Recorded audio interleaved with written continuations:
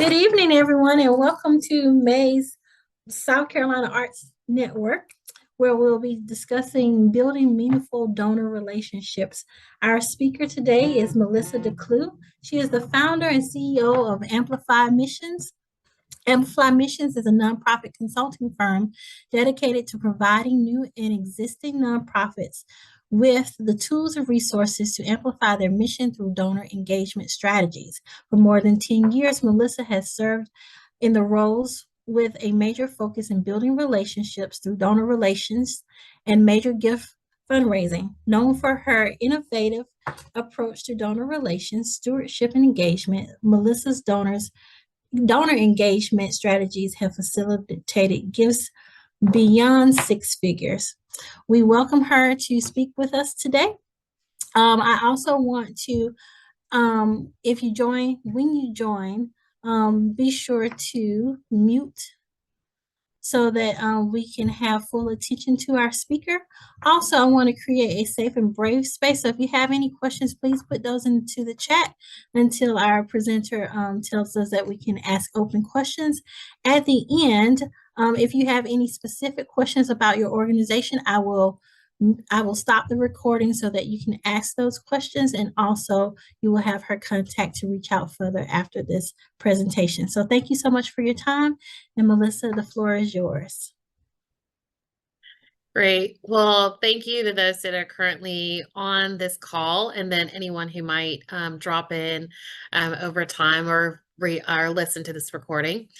I'm going to go ahead and share my screen. It's going to kind of appear as Canva, but it will be up shortly. And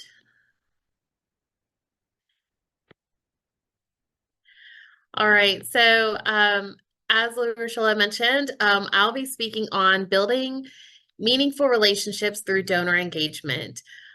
This is a very passion point for me. I have such a background in donor relations stewardship and building these meaningful relationships. I'm extremely excited to share this information with you.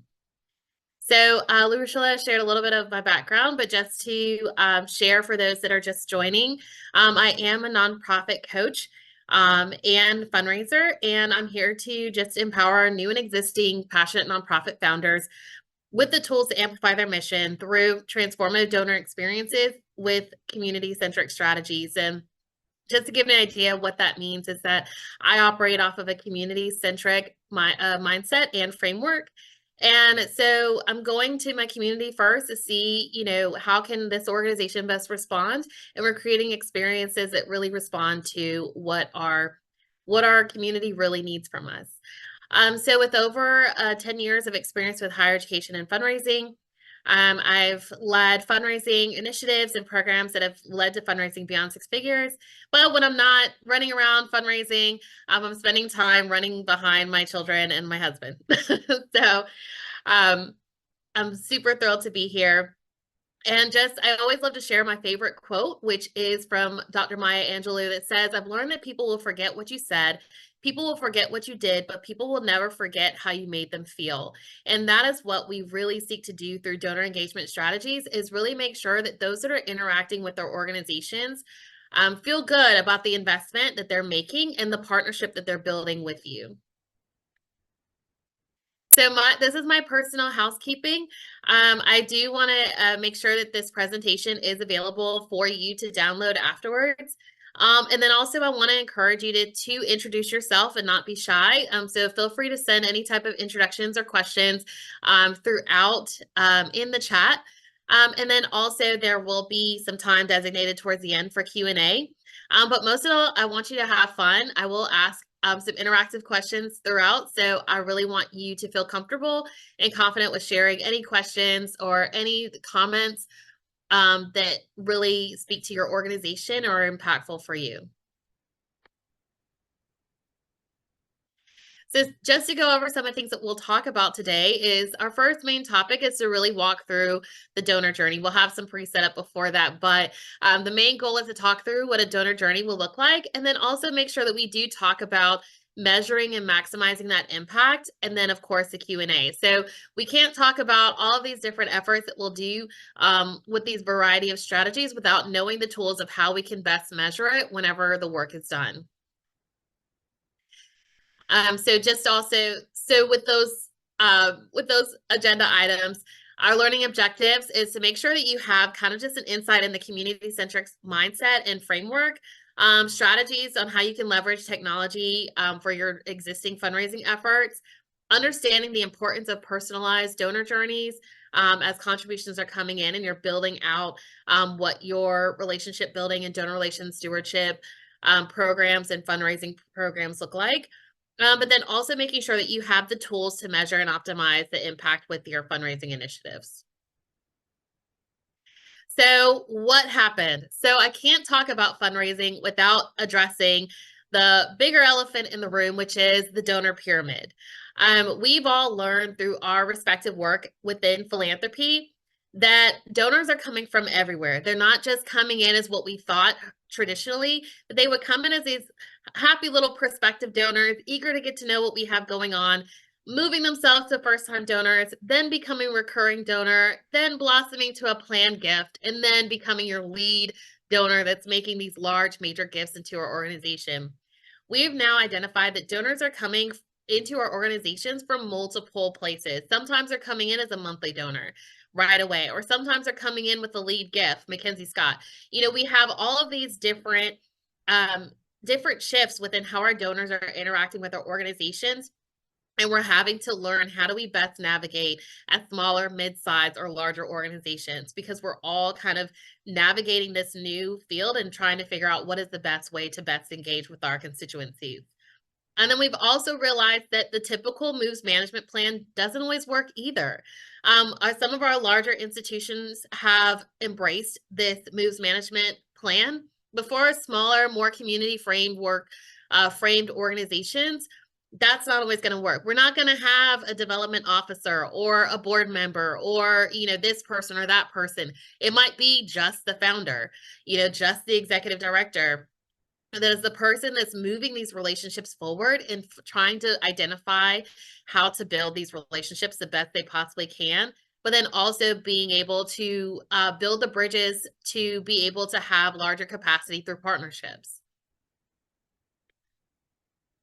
So that's why I made the switch. I made the switch from donor-centric to community-centric. I realized within donor-centric that donors may be treated as key stakeholders and involved in decision-making process, meaning that these donors are then driving your programs, they're driving your fundraising, they're driving everything. And then next thing you know, you're running around and you're out of control.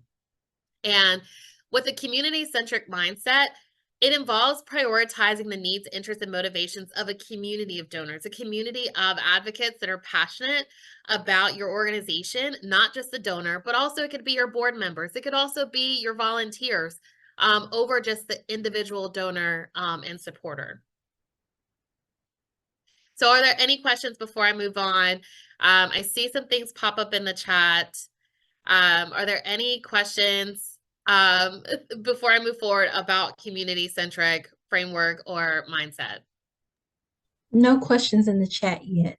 All right, sounds good. Thank you for monitoring that. You're welcome. So we've also identified through research that there are 4 main barriers that really keep us from being able to press forward in our relationships. The first one is our ability to connect with others. Do we feel connected with those that we're having to talk to? Do we feel like they're even aligned with our organization? The second layer is establishing trust. We're trying to sit here and we're saying, oh, well, you know what? I've had, you know, this really falls on a lot of our BIPOC leaders or any other leader from a marginalized group, is they're realizing I don't know how to trust those outside of what I do. And I don't know if I can really talk to them about what I'm doing, if they'll even want to hear me out. And so I don't feel safe. And so then we also have struggles within securing support. So having organizations that are just nervous to ask. And so trying to figure out how do I best do that? And then also retaining and maintaining those relationships. We know some of us, we know how to get the money, or we know how to get the funding or reach out to the grants, but we struggle with the way I'm like, how do we best keep them? So we've identified these are the barriers that are keeping a lot of our organizations from really progressing to the next level. So what do we do? So from the Amplify Mission standpoint, we've identified that we need to think beyond the transaction. We have to identify, and this is the areas that I've placed into my work, is the 5 guiding principles of donor engagement. This allows us to think about our gifts not just as they're made, but even before we even get there. So what are those things that we can be doing that can start moving the needle and start getting those connections going? So we have, just as an example, we have someone who makes a gift.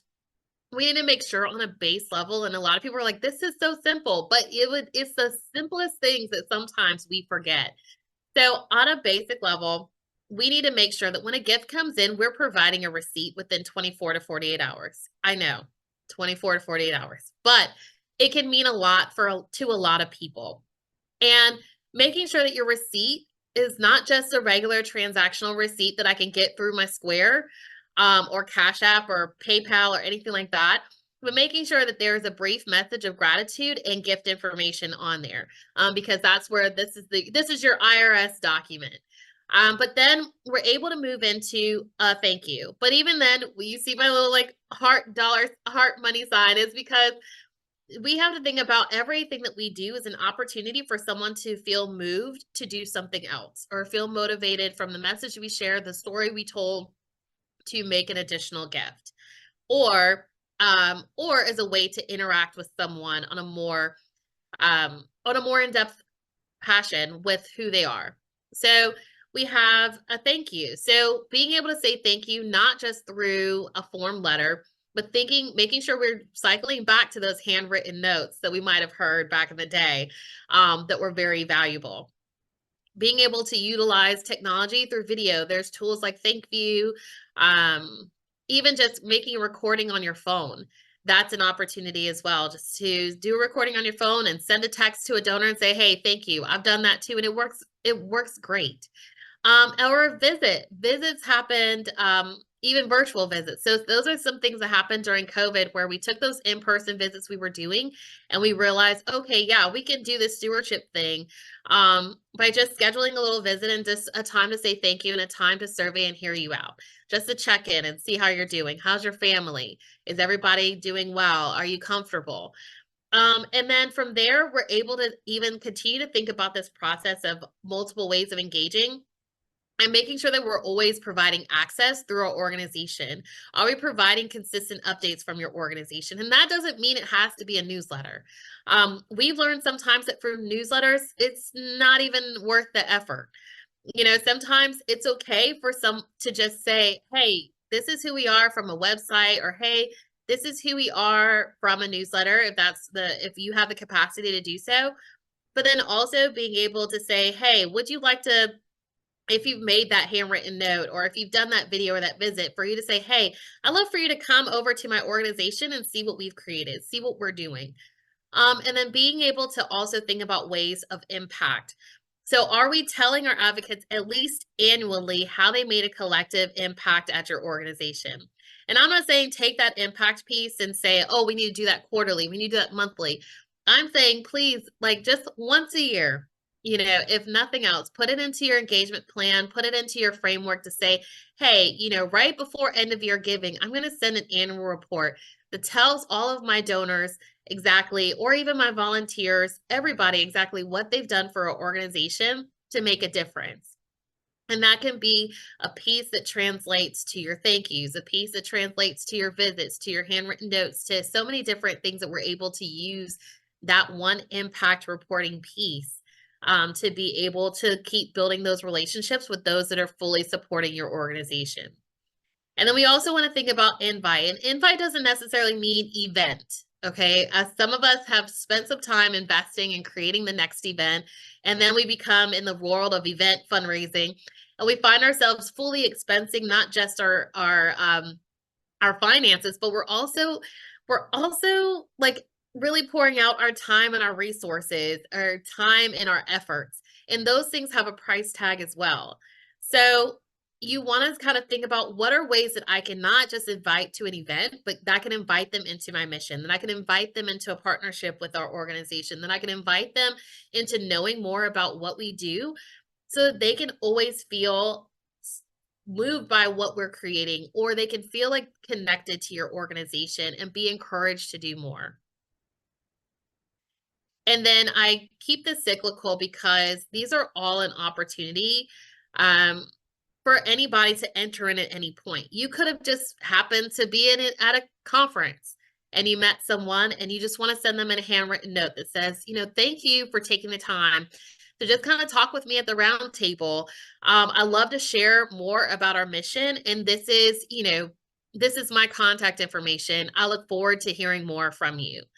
And being able to walk away from that moment and think, whoa, what could happen? Could that person read your handwritten note and decide to make a gift to your organization? I sat in a conference even just earlier today, and it was a granting organization. And she was like, look, from a foundation standpoint, we don't have any money to give. But if you reach out to me as an individual, I will give to your organization if you tell me about it. So seeing these as opportunities for us to be able to cultivate these different relationships. So how do we put this into some sort of framework? So we're saying, we can do this, which is, let's do the basics. It's thank you for a donation. This is an email to acknowledge your contribution. This is seriously an email that I got as a thank you. Or we can do this, where we just kind of amp it up a little bit and we go beyond the basics of what we do for our donors, and we connect the other person with a picture or just by saying my name, just even knowing that you know who I am. For this particular organization out in California, they got these bags that said, hey, here's your name and you rock. So for me as a donor to get a email that said, Melissa, you rock, I felt like I was part of them and I was taking part in this exchange. So being able to repeat out in that thank you, oh, here's the mission, this is what we do. And then also continue to tell me, this is what we're looking to create in this year. And then this is how you play a part in this partnership. And this just was like, oh my gosh, this is so amazing. I messaged them back. I was like, I got to do more. Let's see what else we can create. And those are the things that we want to be able to have to be able to build these relationships, or at least to keep those contributions going. So let's talk about this donor journey. So like I said, people have multiple ways that they can interact with your organization. And, if we're taking things from more of a community-centric approach, we're seeing everyone who's interacting with your organization as a partner, as someone who is investing in your organization in some way, shape, or form, and are looking to see how they can continue to grow with you, whether it's growing as a volunteer, growing as a donor, growing as a staff member, growing as anything. Even if they're just watching you on social media, that's a big deal. So we walk through this donor journey. We think, introduction to a relationship with, I'll use vessels for development. We'll use you as an example, where you have, okay, we've had our introduction to vessels. And so we immediately think about that access. How can I present that access to these organizations or to these donors? And we say, I'm thrilled to have this opportunity to have a connection with you. Organizational details, how to give, how to volunteer, how to interact, what do we do? And then being able to turn around and ask yourself, and when you're doing your metrics and you're kind of seeing what works and what doesn't work, what resonates and what doesn't resonate with your community, did they make a gift? Did they do anything? Did this move the needle anyway? And if the answer is yes, then having a path of saying, okay, making sure that receipt happens, first of all, thank you for making your first gift with X. Or no, how do we present that access again? Here's a story. This is more about our organization. Recently, our organization received word from someone, in need of our services, or recently, we were awarded this and we wouldn't have been able to do this without that, or we had a participant who went on to create this. How do we create this good exchange about what our organization is doing for the community or with the community? And so from there, we're able to say thank you. And that's thank you to everybody, because it's thank you for being part of Vessels. Share a story. Thank you for, share a story. Share, continue to just say thank you for even watching us on social media. You can personalize that content based on who your community is. So just being able to think about it as different segments is healthy and it's helpful. So then going on and saying, okay, invite, what's next? Being able to tell people who are interacting with your organization what's going to happen next. Do I volunteer? Do I get involved? Do I make a gift? What am I supposed to do next? Do you have an event? But even then, going on into access again, and that's where we talk about an event. And I said event, but I really mean like an event could be mission forward, where it's like, hey, we have our students, if say you're an art gallery and you're saying, hey, we have our students coming in to present their art to their family. Would you like to come by and just see what's being presented? And that's a great way to keep your mission forward, but then also provide a great view into what your organization is doing. And then always, like I said, is being able to provide that collective impact. By each of us working together towards this mission, we're able to make this happen. And so we just want to always make sure we're sharing that collective impact. And this cycle and this journey just continues to go and grow, and you can shift it up as you're navigating different segments. But that's really what a donor journey can look like in terms of building a relationship. So what are some of those questions that we need to ask? What are some of those some of those tools that we can do so we can make sure that we're building the relationship, or we can make sure that we're paying attention to what's going on around us, so we can make sure whatever fundraising strategy we're developing or whatever donor engagement strategy we're putting forth is something that actually is working. So we want to make sure we're doing some sort of informative research. So how are our donors interacting? What are they coming in and just making a gift and dropping out? Are they coming in? Are they coming to an event? Are they doing these things? Are they reading our newsletters? Doing some informative research around how everyone's interacting with your organization.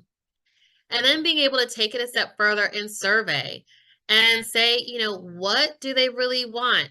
I think I'm talking to my community, but guess what? I never took the time to even ask my community what they wanted in the first place. So I've been running around this mission, and it's not even what my community asked for. It's not what is even relevant. But being able to know, okay, that could be a barrier to funding as well. I'm not even responding to what is even appropriate for this area. So being able to also take that information and do some collaborative research to understand, okay, well then where is everyone spending their time? Where are people really making their gifts that are in this particular lane or in this particular region? And then being able to also be willing to kind of put yourself out there. And it doesn't mean that you have to put on a mask about how you show up for other people. Because I've had a lot of conversations recently with a lot of organizations that feel icky about fundraising because they feel like they have to show up in an inauthentic way. And I think the most important thing to do is just being able to show up who you are and how you are. And if it doesn't work out, be okay with the fact that it doesn't work out and keep moving, because there's going to be a yes somewhere in the river of no's. So in the meetings and visits, being able to ask the question, when do we even see these individuals? What are they even doing? What's going on?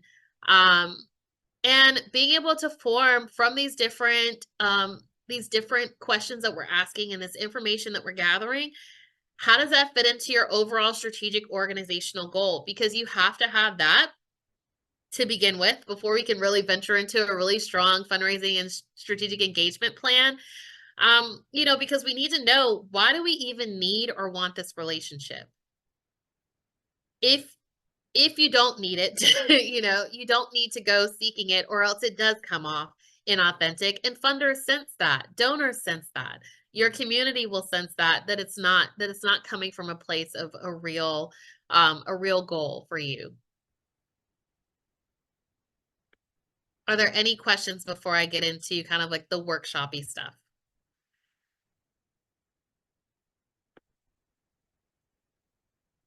Okay. So just some comments. Great. All right. So if for those that are not driving, Eric, for those that are not driving, I want you to really think through a current segment or relationship that you have. Think about how you're building your relationships. What are some goals that you were looking to accomplish with a particular segment? Maybe you were having a hard time. Maybe you were having a hard time reaching your first time donors. Let's think about that for a little bit.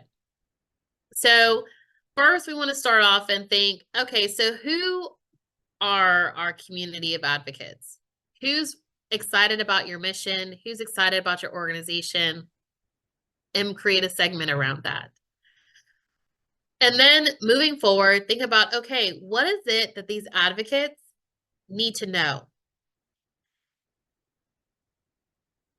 And think about, what is it about your organization that we need to make sure that we're amplifying out into the community so then people can be excited to support.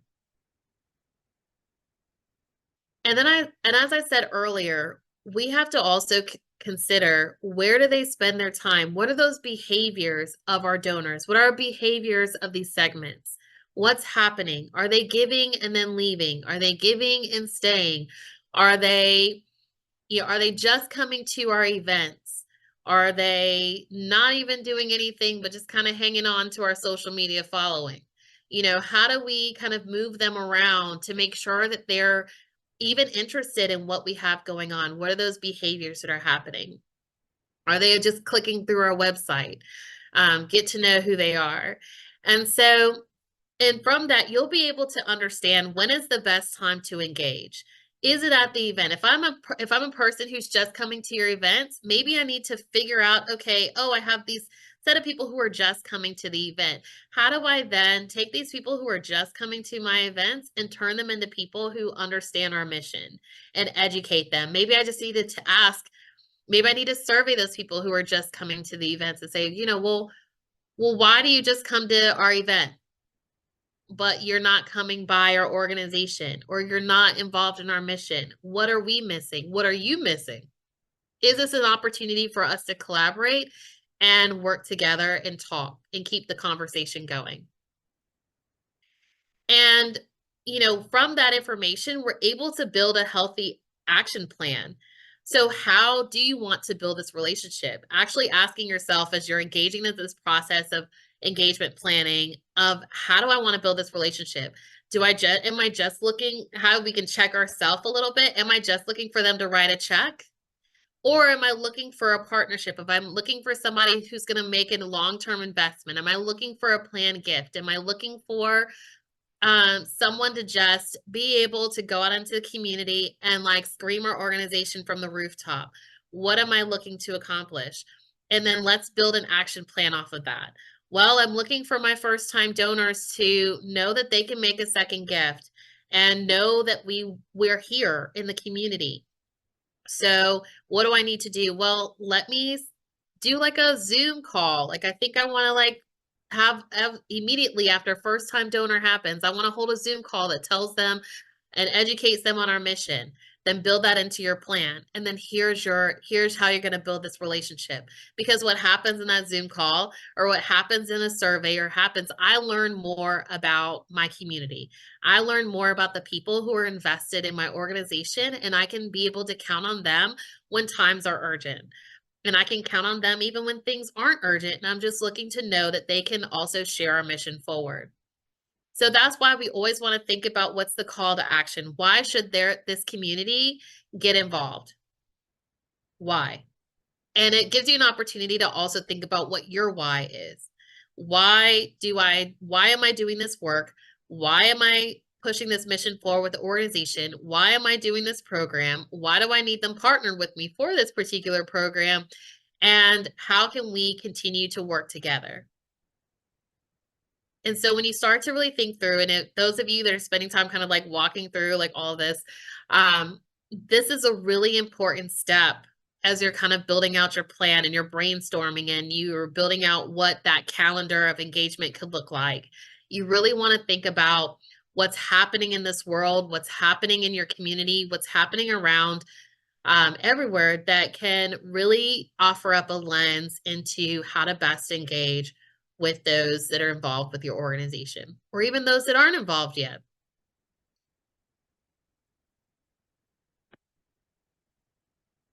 So we can't do all of this talk about engagement and all this plan building without crunching some numbers.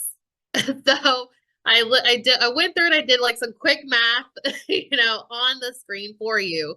But I want you to also know that you should go back to your organization as well and look and do your numbers as well and do some quick math on your own. Because one of the biggest indicators for us to know that we're doing a good job with our engagement efforts and with our relationship building is by calculating our donor retention. If you are not calculating your donor retention, you are really missing out on the key indicator that's telling you that you're doing your job as an executive director, as a fundraiser, as an advocate, as a person who's like out there preaching the good word on your organization. If you are not calculating your donor retention, you're not properly building your organization for success and sustainability. I hate to be harsh about it, but it's the truth.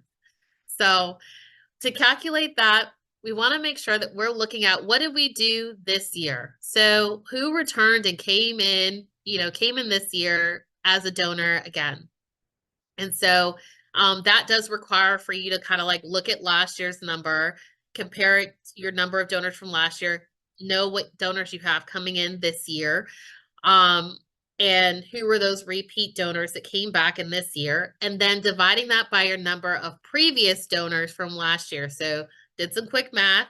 So say we had 500 donors that came back and 1,500 donors that we had last year, timesing that by 100, we have a donor retention rate of 33%. The national average is kind of hanging out around 20 to 25%. It's kind of dropping in and out.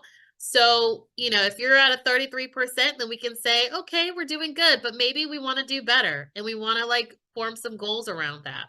So when you're building out your strategic plan for your organization, you can say, hey, we want to, over the next 1 year, 3 years, 5 years, we want to increase our donor retention from 33% to 40%, or you want to see a 5% increase. Whatever that indicator that's healthy for your organization based off your capacity, that's what you want to start thinking about. And if you run these numbers and you find out that you're sitting at a 5% donor retention, that means we need to revisit and we need to see what you're doing from an acquisition standpoint, because that means you're spending so much time and money on getting new donors that you're not spending enough efforts on keeping the ones that you're getting. And that is worrisome. And you can call me. But overall, it's really good for you to make sure you are measuring these efforts. So on top of that, we've also identified that another way that we can measure our impact or measure our efforts is by calculating donor lifetime value. This is a little bit more of like a complex, or I say it's complex, but it's some extra math. But we need to think about, we can pick a donor. You can pick just, your smallest donor or largest one, whatever one. But I would probably pick someone who's been giving for a significant number of years. But either way, you're able to take, what's their average gift size? For this example, it was 40, times it by 2. So if they only made 2 gifts, or their average number of gifts was 2 throughout that particular year. And then we found out, so then we have an average of $80 in terms of that average yearly contribution for that particular donor. So then we take that $80, we say from an industry standard, it's about 3 years for someone to establish some sort of loyalty with your organization. Quick note that if the standard is 3 years, that means that maybe within our engagement plans, we need to consider something that we do at year 2. So what are we doing whenever our donors are making it to year 2 with our organization?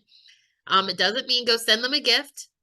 But it could mean, hey, let me executive director, let me fundraiser, let me founder go visit or send a video or send a handwritten note or whatever other stewardship measure or method that you have that can create that kind of relationship building and consistency of giving.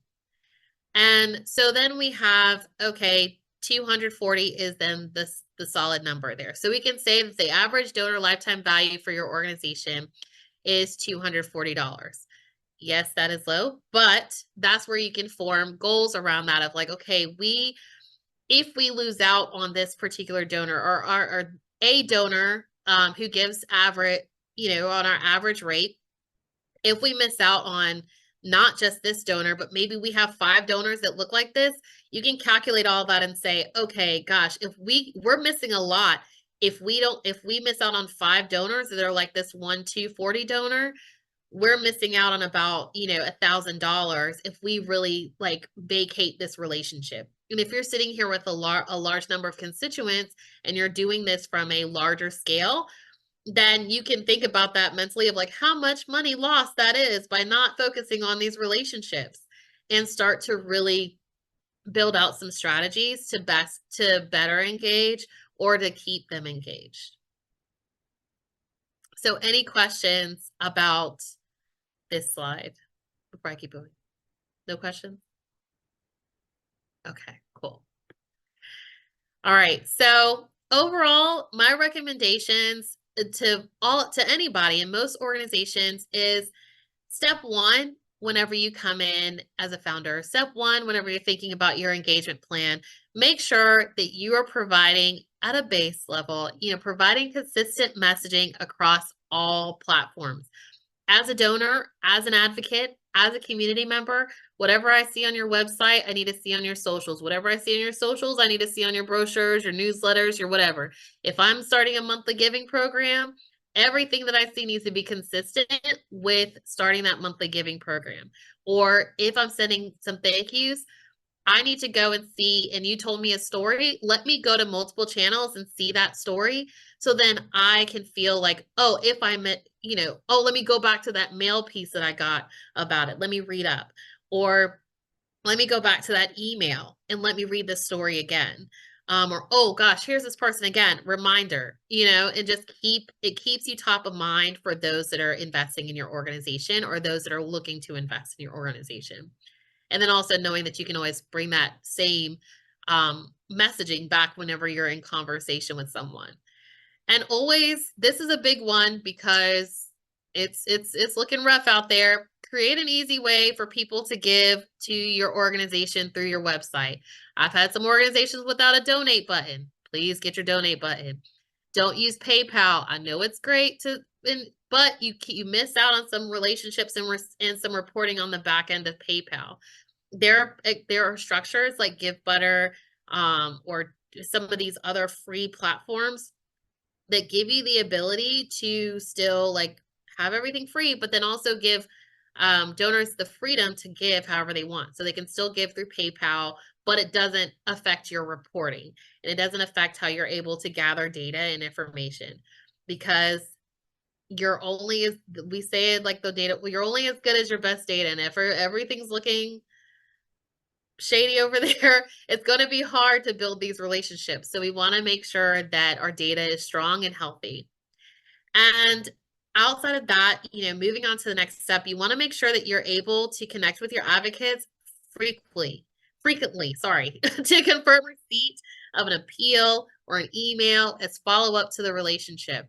So even if you send out a fundraising appeal and say you sent it to, you sent it to even 50 people, you can always follow up with an email. Hey, did you see our most recent appeal drop in your mailbox?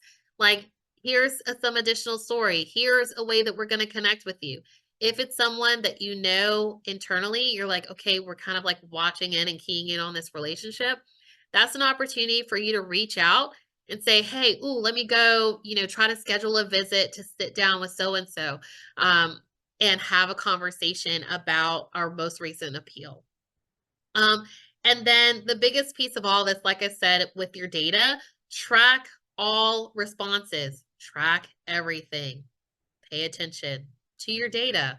It's going to inform you on your decision making, your strategies, your strategic goals, your strategic plan, everything. So making sure that you're tracking these responses, you're surveying, you're getting to know the people that are in your CRM, your database, your Excel spreadsheet, hopefully not in Excel, but if you are there, it's okay. We just need to make sure that we're tracking the information the best way that we possibly can. And best of all, always make sure that you're always sharing impact and gratitude. Always share a moment to say thank you. Always share the impact that your organization is doing within your community or with participants or however your organization functions. Make sure you're always sharing that impact because I've seen a lot of organizations recently. Um, I've seen a lot of organizations recently that are just giving me like their next event. Here's our next event. We have another event happening here. We have this happening here. And I'm like, wait, I came to your last event and I know I gave a gift and I know I like, you have my money or, I know that you have a group of people's money. And I'm thinking about it from like a fundraising standpoint or probably I'm only cued into it because I'm a consultant. So, I'm like looking at I'm like, well, did you circle back, and did you say like, hey, this is how you made a big impact for our organization. Don't just invite me to the next taster, like bring me into the mission so that I can understand the work. So like I said, always share impact and gratitude. So that's, pretty much everything. Are there any questions that anyone has before I kind of close out? Yes, I have a question. Yeah. My name is, good afternoon. My name is Walter Curry. Um, Enjoyed the presentation, learned a whole lot about building relationships, um, and everything you said about that aspect is so true. Because sometimes we as artists, we get impatient. We think about the next event. We think about, how I'm going to make that sale, and not really focus on the relationships that we have now. So what you said is an eye opener. I just recently received my approval letter from the IRS. I'm now 501c3. My company, Renaissance Arts at Sea, and it's going to be an extension to what I'm doing as a author, as well as promoting my artwork, focusing on African American ancestry in my work.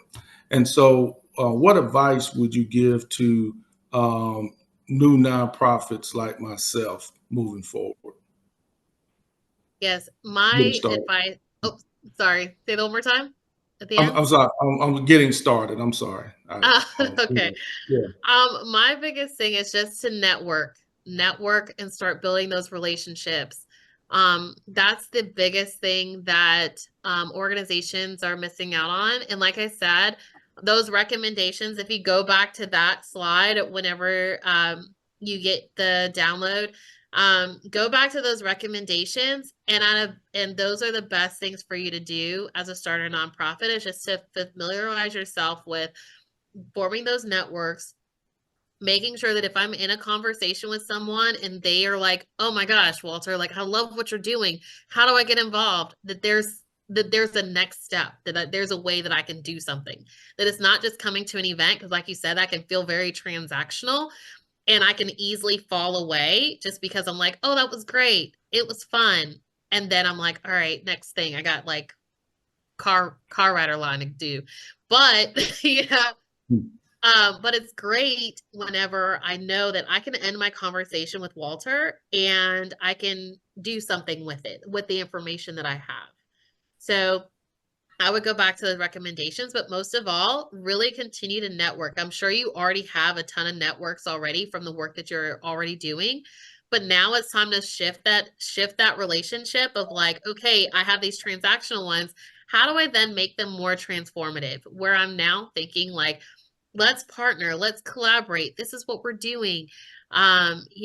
Here's more about the mission of my organization. This is what we're doing for the community. How would you see yourself getting involved? So the biggest piece right now is networking, getting that information out, connecting with your existing network and say, hey, guess what? I got my 501c3 status.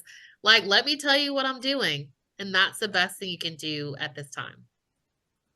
That's great advice, and you read my mind because that's exactly what I'm doing. Yeah. Right now, because it's this this impulse that we have as artists to try to get that next transaction, and now looking at moving forward, focusing on, to your point, the transformational piece, which is going to be a learning curve, which I'm glad to acknowledge.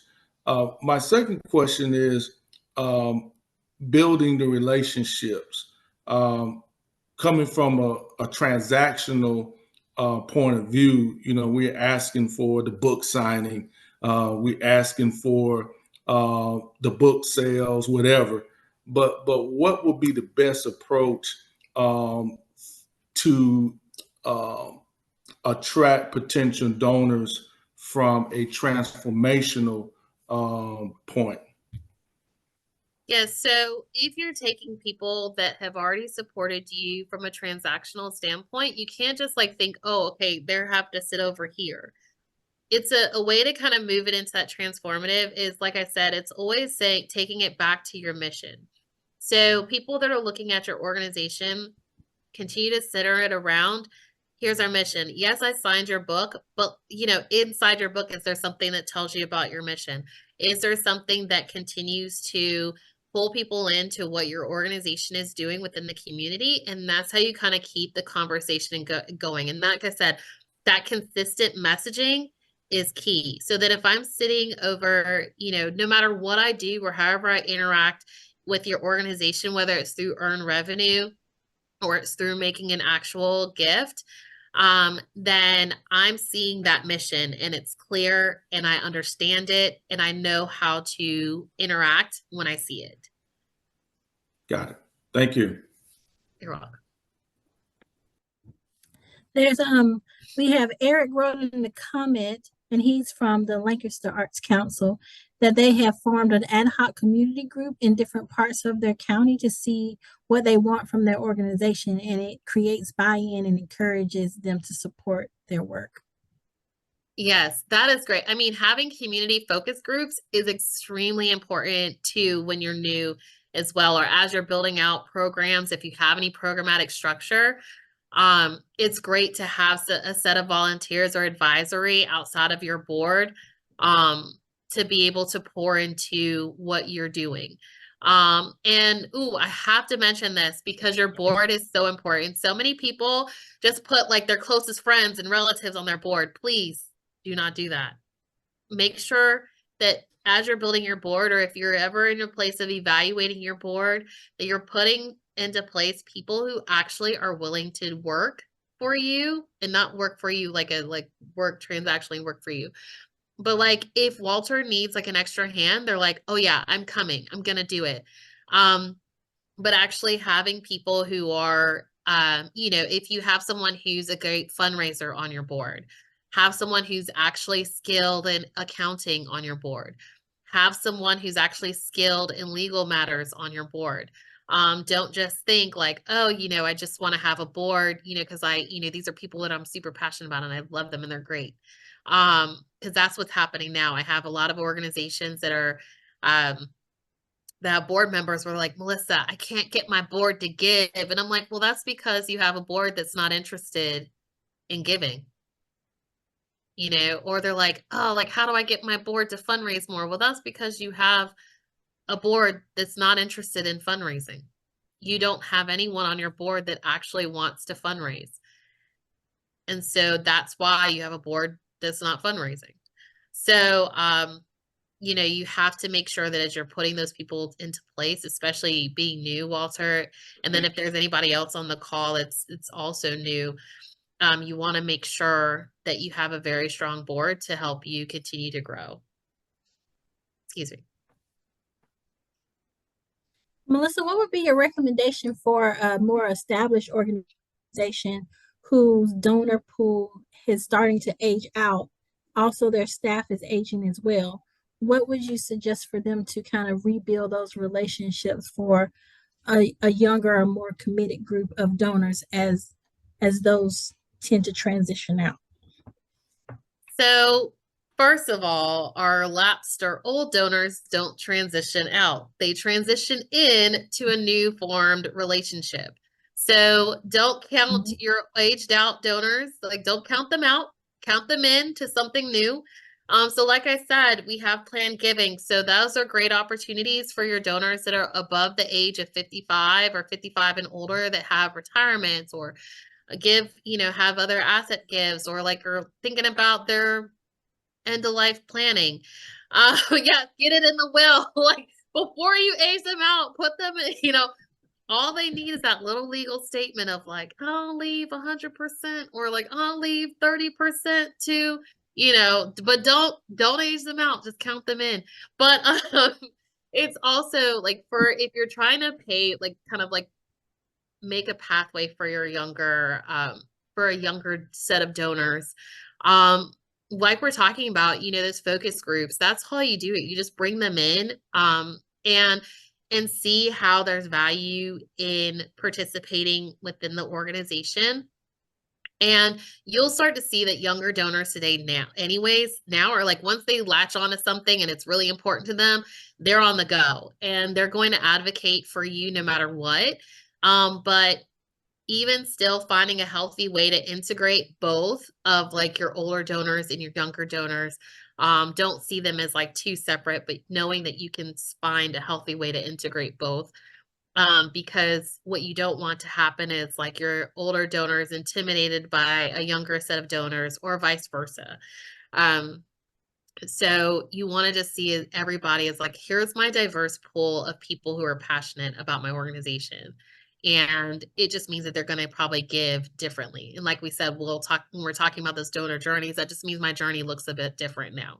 I'm older. I don't, if you get to know your donors, you get to know one of those older donors and you're like, oh, okay, I found out that 10 of my donors out of 50 don't utilize their cell phones, then I need to do something else for that subset.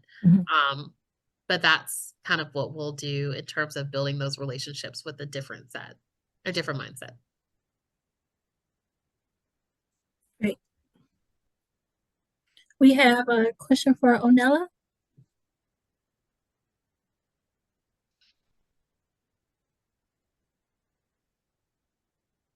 So you had your hand raised. You can unmute. Yeah, she's muted. Sorry, thank you. It was really great, the presentation. Sorry, I just arrived to my home country in Cameroon. So it's kind of very late here, 11 p.m. I wish to know, Melissa, thank you for the presentation. It was really amazing. I wish to know if you have ever worked in African sets of engaging with donors. Because I noticed that it's kind of different. I was in Canada, US recently, where I did 4 states, Denver, Kansas, Washington, and what was the last thing? The last one, I forgot the name. And we were there for the IVLP with the Department of State. I noticed that the realities are kind of very different. We've had a lot of donors engaging with different communities, the minorities and all of that, persons with disabilities. And my organization is into inclusion of persons with disabilities. And we are much more focused on social economic growth and menstrual hygiene. But it becomes a little bit difficult because when you come here, the local context is kind of different. Though we have United Nations agencies, yes, we can phone you from time to time. But I really want to understand If you've ever worked, yes, firstly on engaging donors for supporting African-based organizations, and according to you, what is the best mechanism for you to Yes. apply in Africa? Yes, thanks. Yes. And thank you for even hanging on so late. I have someone from South Africa in my home, and so talking to her family is always so interesting when I'm thinking about the time difference. Um, but yes, and I want to ask, are you referring to engaging people within Africa or engaging people within the States to support an African organization? Both settings, mainly to support African organizations. Yeah. Yeah, so I think, and this is more of like a newer dynamic, I think people are more open now to supporting international organizations than they ever were before. And that's a great thing as well. But I think, like I said, it's going to come down into the storytelling, but not from like an exploitation standpoint. That's something that you really want to avoid. But really just talking from a place of uplifting your organization and uplifting the people that you're aiding, and really being able to find those healthy, consistent messaging and ways to engage and have those conversations. And like I said, even from a starter standpoint, even to like a more established organization, building those relationships in terms of networking and you going to those moments is so important, because that's what's still going to be key for you within your community. But then also over here is to be able to say, to be able to be on LinkedIn and reach out to somebody that aligns with your mission or something you might have seen, and being able to do that like a quick Google search, or we call it the 5-minute search. But to understand, like, okay, this person might be super passionate. Like, let me just like send them a LinkedIn message. Hey, this is my organization. I love to, see what you have going on, what you're doing, how you like to partner, and just being willing to kind of put yourself out there. And like I said, I know it's a barrier sometimes of like, how do I like just throw myself out there and like retain this relationship? But that's just going to be one of those things that is going to be very valuable.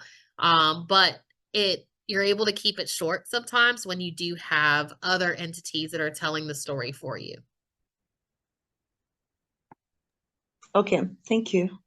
Yeah, I hope that answered your question. Yes. And if I didn't, you can ask like a follow-up. That's fine.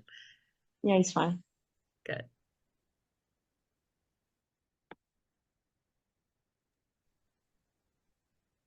And I'm seeing Right, everyone. oh, sorry. I'm just seeing Eric's comment. Yes. But yes, it is always worth researching. That's why, I always say informative research and data is so important. And to understand, doing some surveys on who's giving is so important for your organization, so you can understand, okay, what's their age group, demographic, where are they sitting, what are they doing, what do they like, what do they not like, what are their hobbies, interests. That can help guide your programs as well. So thank you so much for that comment, Eric. I really appreciate it.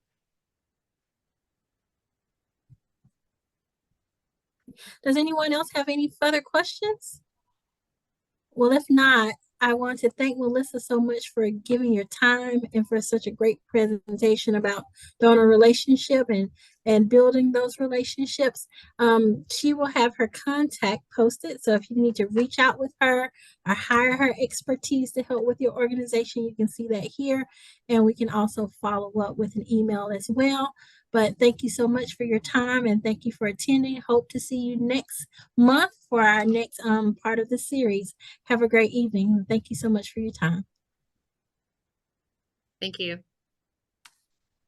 All right. Goodbye, all. Goodbye. Thank you.